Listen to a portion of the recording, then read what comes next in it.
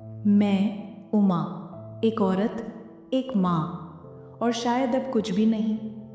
जिस दिन मेरी चौथी बेटी हुई उसी दिन मेरे पति शैलेश की आंखों में मैंने एक ठंडा अजनबीपन देखा था।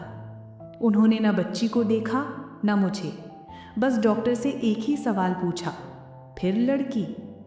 मुझे तो आदत सी हो गई थी इन शब्दों की।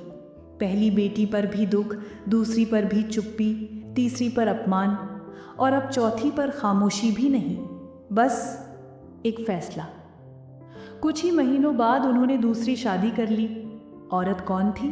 वही जो कभी मेरी सहेली बनकर मेरे घर आती थी। आयरनी। उस दिन मुझे समझ आया कि दर्द का कोई आखिरी बिंदु नहीं होता।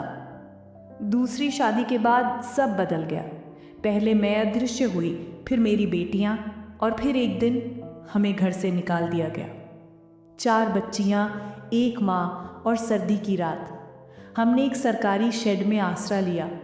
कुछ लोग दया करते, कुछ नज़रें चुभाते, लेकिन मेरी सबसे बड़ी बेटी कुहू ने कहा, माँ, अगर ये दुनिया हमें नहीं पहचानती तो चलिए कुछ ऐसा करते हैं कि एक दिन यही लोग हमें याद रखें।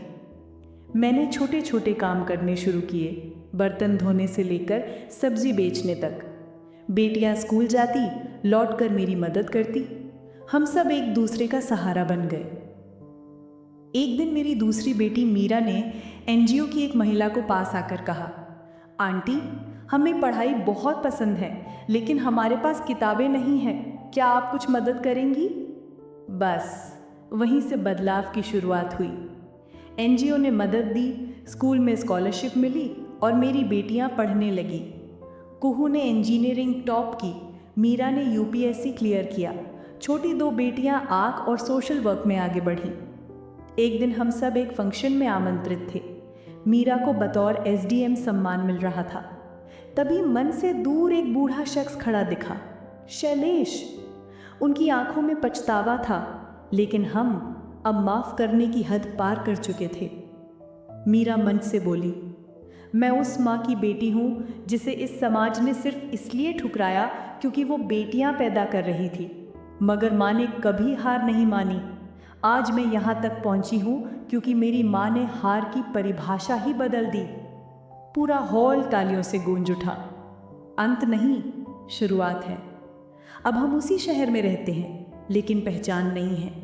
अब लोग कहते हैं ये उमा जी है, जनशक्ति फाउंडेशन की संस्थापक, जिनकी 4 बेटियां देश की चारों दिशाओं में नाम रोशन कर रही हैं। कभी घर से निकाली गई, अब एक मिसाल बन गई। बेटियां बोझ नहीं होती, बस उन्हें पंख देने की ज़रूरत होती है। और माँ अगर टूटे भी तो बेटियों को उड़ना सिखा देती है।